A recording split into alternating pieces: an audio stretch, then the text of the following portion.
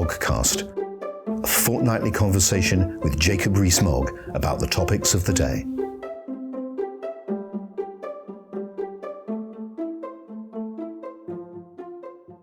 Welcome to another edition of the Moggcast. This is Paul Goodman, editor of Conservative Home, in conversation with Jacob Rees-Mogg. Jacob, good afternoon to you. Good afternoon, Paul. Now, as ever, this is my periodical reminder that we record this on a Monday. It's broadcast on a Tuesday. So today, Monday, Dominic Raab is later making a statement in the Commons about human rights. And I want to ask you about this, Jacob, because you were involved in a contre-tour last week that I think says something about the policy area that's interesting, something about modern journalism, and also perhaps something about you. So I want to go through it all in some detail. On March the 16th, the Huffington Post ran a story under the headline, "Exclusive. Raab says UK want trade deals with nations that violate human rights," by Arj Singh, based on a tape lasting only 19 seconds, in which Dominic Raab was recorded as saying, "If we restrict it," that's trade, "to countries with ECHR level standards of human rights, we're not going to do many trade deals with the growth markets of the future." Now, I should explain to listeners that that remark was taped covertly and then leaked to the Huffington Post, which published it. So far, that's all clear. You were then asked about this, I think 2 days later on March the 18th, and you said this: "The Foreign Secretary's comments were shockingly distorted by low-quality journalism. Is the cheat that journalists sometimes use of editing text or recording. It was done to Roger Scruton by the New Statesman. It's now been done to the Foreign Secretary. It's a very cheap level of journalism. It's not a proper way to behave." He was absolutely clear, that's Dominic Raab, that there are behaviours that mean we cannot trade with people. He said that. If only people had bothered not to clip the recording unfairly, improperly, and broadly dishonestly. Now, the shadow leader of the House, Valerie Vaz, then raised a point of order about this, and you read in response to it to the Foreign Office's statement, which said, "We regret that this audio has been deliberately and selectively clipped to distort the Foreign Secretary's comments.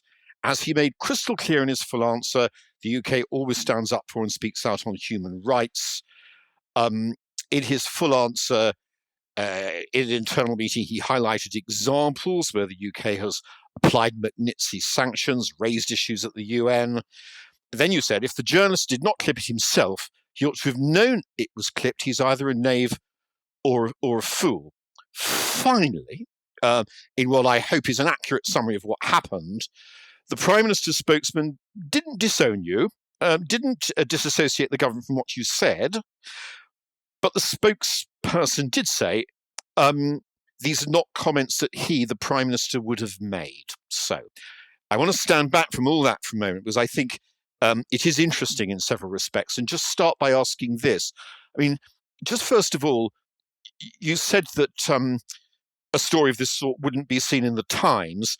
Actually, it did appear in the Times, didn't it? It appeared in the Times, but with the fuller context of the rest of the tape. Though the Times headline, which I'm going to read you, said, "Ignore human rights and strike trade deals," Dominic Raab told officials. Perhaps not the most accurate headline in the world, is it? The Times reported the story fairly. The Times is a paper with which I have a long-standing affection, and I think it covered the story fairly. And if you read the text, it was quite clear that this was a selective quotation, and went on to say, as you have correctly done, what the Secretary of State for Foreign Affairs said. All right, I'll move on, but I noticed you didn't contradict me about the headline. Now, why did the Prime Minister's spokesman say, do you think, these are not comments he, the Prime Minister, would have made? Allegra Stratton, I'm glad to say, said that the Prime Minister would encourage all journalists to ensure that quotes fully reflect the audio available. And I think that's important. I think the issue here is that Conservative Home is openly and straightforwardly a conservative supporting organisation, but it's a news organisation as well. The Huffington Post is a left-wing leaning organisation which inevitably wants to promote left-wing stories. And that's a perfectly reasonable thing for it to do. But if it's inaccurate in its quotation of the Foreign Secretary, it is perfectly reasonable that it's held to account for that. I don't particularly see what the problem is. OK, I heard all that out, but can I just ask you again, why do you think the Prime Minister's spokesman said these are not comments he would have made? Well, the Prime Minister has been a well-noted controversialist in his time and has said lots of things. And the Prime Minister can't therefore be expected to say everything that other people say. That wouldn't be reasonable. The Prime Minister uses his own form of words, usually with great elegance and elan. You don't feel in any way that the Allegra Stratton was distancing the Prime Minister from what she said? Well, the Prime Minister inevitably doesn't say everything that other ministers say. The Prime Minister is not some sort of parrot of junior ministerial colleagues. That would be a very strange role for the Prime Minister to play. OK, two questions on the sort of substance of the matter. First on you and then on the policy. Wasn't the comparison with the treatment of Scruton wide of the mark in this respect? What happened with Scruton was that the journalist concerned, George Eaton, not the paper, the New Statesman, issued a tweet in which he basically doctored what Roger had said. He suggested that Roger had attributed something to the Chinese, whereas in fact Roger had very clearly attributed it to the Chinese government. Whereas there's no question of the Huffington Post doctoring the tape, is there? They simply, arguably, took the remark out of the full context. Well, they left an impression that was completely the opposite of what the Foreign Secretary had said. And taking a tape recording and cutting it off at a point at which is convenient for the story is something that I think is worthy of criticism. You're not accusing them of doctoring the tape, though, are you? No, I'm not accusing them of doctoring the tape, no. Right. Do you think it would have been reasonable to get the impression from your remarks in the comms that you were accusing them of doctoring the tape? I was accusing them. What I was saying was that what they were doing was similarly bad behaviour because it was leaving a fundamentally false impression as to what the Foreign Secretary had said. OK.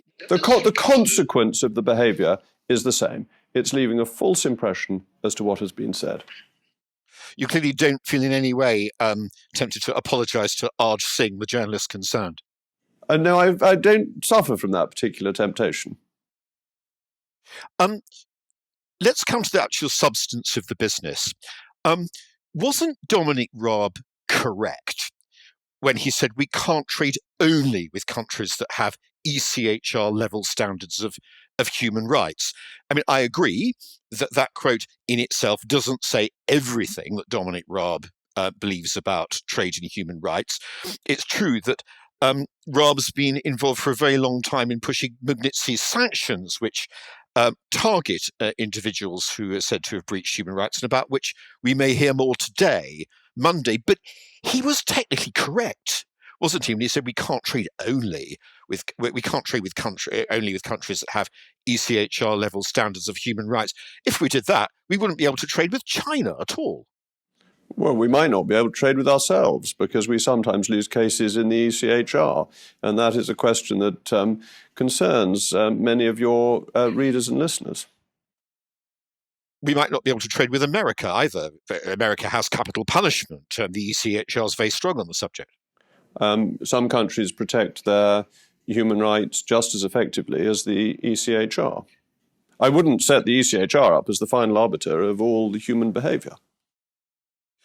Very good. I think we have now exhausted. I think there's one important thing to say, and that is on the issue of freedom of speech. Because one of the pushbacks has been that by a minister criticising a journalist, that damages freedom of speech. And I would fundamentally dispute that. I am a great believer in freedom of speech. I was one of, I think, 13 MPs. I was actually one of the tellers who voted against Leveson, against 530 MPs who were in favour of it. And I thought the approach to implementing Leveson when it was first introduced was very anti-free speech, and therefore voted against it. And I think newspapers should be free and should be free from state regulation to report and say whatever they want. I think newspapers are completely entitled to have a political point of view and to follow that as aggressively as they choose. However, they are also rightly taken into account when people disagree with them. And these are two sides of the same coin, that I think the argument that one can't disagree with a journalist's interpretation of a fact because it is anti-freedom of speech is simply wrong and seeks to constrain the freedom of speech which it is boasting about. Well, of course, I think the Huffington Post argument, in part, is that what you said suggested they doctored the tape. You would argue that what you said didn't suggest that you were saying they doctored the tape. And I suppose there we had better leave it, because the two of you won't agree on that point. So I'm going to move on to the scarcely less contentious subject of the future of proceedings in the chamber. So you recently told Jack Blanchard, I think, that hybrid debates in which some MPs speak in the chamber, some MPs speak via Zoom, may not be entirely phased out when the pandemic comes to an end. Is that the case?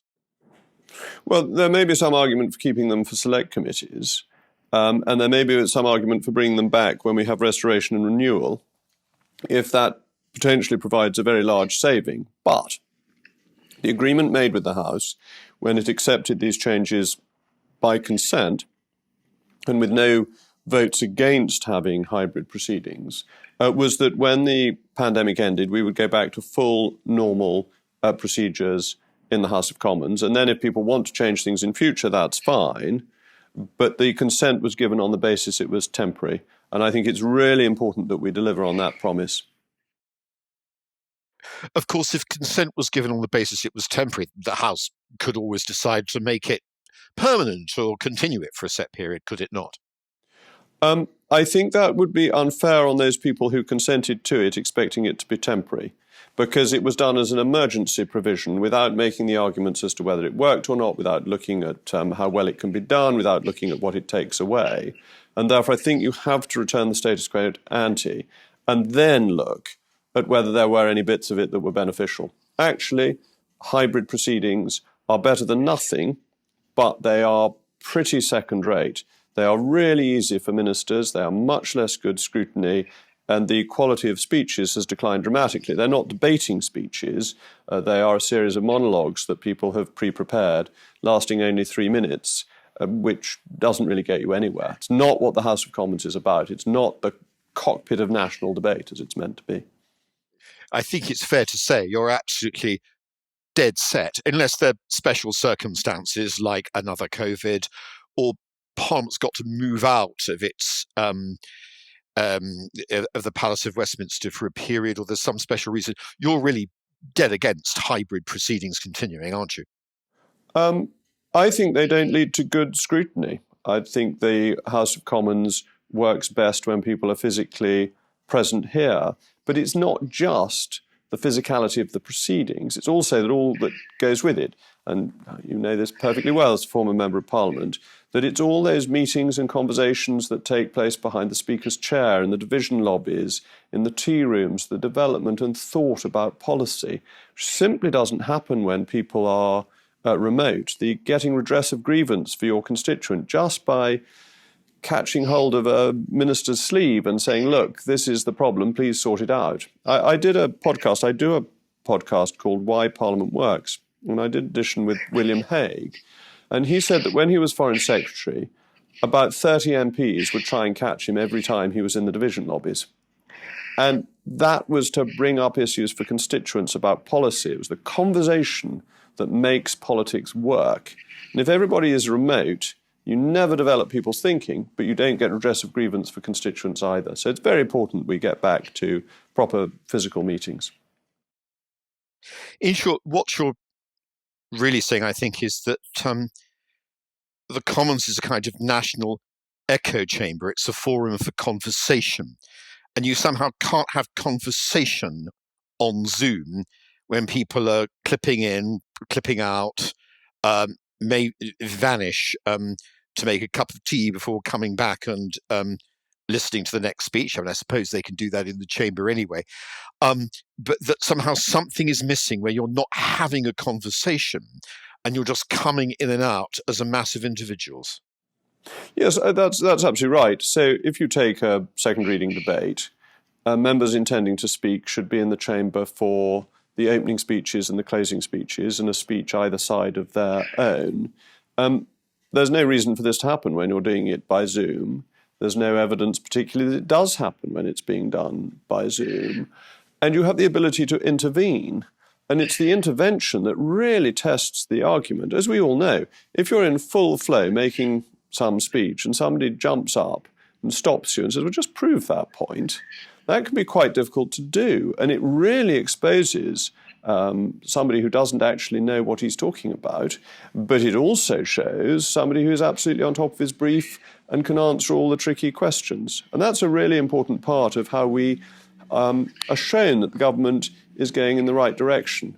But this applies more broadly. I mean, you and I have discussed this briefly in private, but I think we both agree that the Moggcast is better when we are sitting in the same room. Just to pick you up on a point you made a moment ago about interventions, it's harder to intervene on someone if their speech is only going to last, it's going to last, the would-be intervener knows it's going to last, for only 2 or 3 minutes. And in that respect, I just want to read you something my colleague Henry Hill wrote recently on the side. He wrote, one option being considered is moving towards something like the system used in the Lords, where peers are allocated a certain number of proper contributions. Instead of slashing the time limits for speeches, the Speaker would instead protect speech lengths at the expense of reducing the number of people who get to speak. What do you think of that as an idea? I think there is a choice for MPs to make. Do they all want to get on the record with very, very brief contributions where they might as well just read it into the record in a formal way, as they do in the US Congress? Or do they actually want to make speeches that develop ideas and thoughts and policies that may make a contribution to the national debate? I'm very much in favour of the latter. And I think Henry also made the very good point that the sittings of the House have been shortened. And as they were shortened, that meant that the number of speeches had to be reduced or the time available for them cut. And the choice was made to cut the number of speeches. That's not necessarily the right choice, that if people found they weren't called on a day, they might be banging on my door and saying, well, we should have more time for this.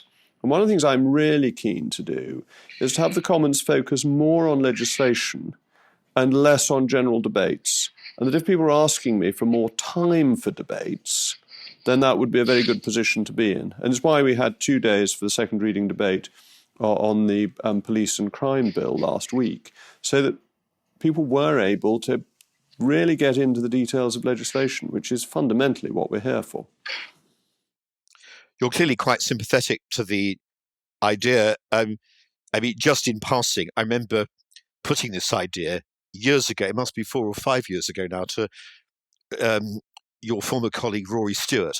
And I remember Rory reacted by buttonholing colleagues as they went past and simply asking them, completely out of the blue, what they thought of this idea, and the colleagues having to answer off the top of their heads this inquiry, which Rory, in his enthusiastic way, made simply out of the blue. Do you think, broadly speaking, and let's just go back to a time before the COVID restrictions came in, has the quality of debate in the Commons declined? I think that the effort to get everybody in has reduced the quality of speeches because the time for speeches is so short. I don't think you can make a good speech in 3 minutes. It's not. No, that's unfair. That routinely nobody will make a good speech in 3 minutes. Sometimes I think of Charles Walker has on occasions made brilliant speeches that have been 2 sentences. And that can happen. It's rarely true, but it can happen. As a general rule, a 3-minute speech will not be part of a debate. It will be prepared comments that somebody just reads out, and that loses the spontaneity and liveliness that parliamentary debates need. So, do I think the quality of debate has declined? It's always a hard question to answer, because the truth is that when people made 20-minute speeches, a lot of very boring 20-minute speeches were made for every brilliant speech that was made by a sort of Pitt the Elder or something like that. Just a final question about something completely different.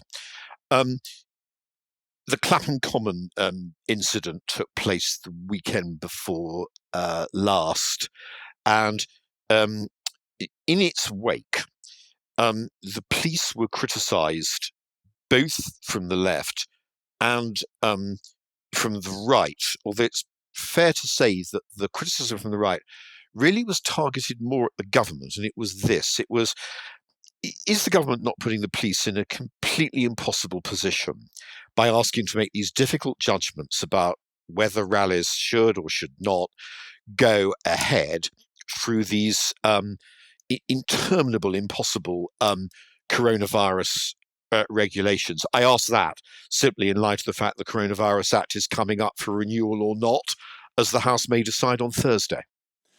I'm afraid I think the job of policing is to make difficult judgments. And I think we should focus on how often the police get those judgments right and the enormous courage that they show.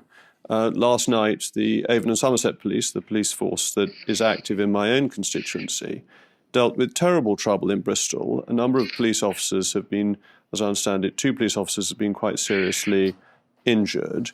And they showed enormous courage in dealing with a sudden and serious problem. And absolutely, the police should be held to account if they get things wrong. But we shouldn't in that forget how day in, day out they do a fantastic service. We are at the 4th anniversary of the murder of PC Keith Palmer, doing his duty at the House of Commons, not knowing what he might face most of the time, taking photographs with tourists, opening the gates to let MPs in, just being there as a secure presence, and then suddenly having to deal with a terrorist who murdered him. And the police do an awful lot for us and save us from the dangers that are existent in the world. And I think sometimes we are too quick to criticise without recognising the enormous service that they do and the difficult decisions they take on a daily basis. On that note, thank you very much again for participation in this Moggcast. It's good to be back after 2 successive instalments of having missed it for one reason or another. But good to see you again, and I look forward to seeing you in 2 weeks.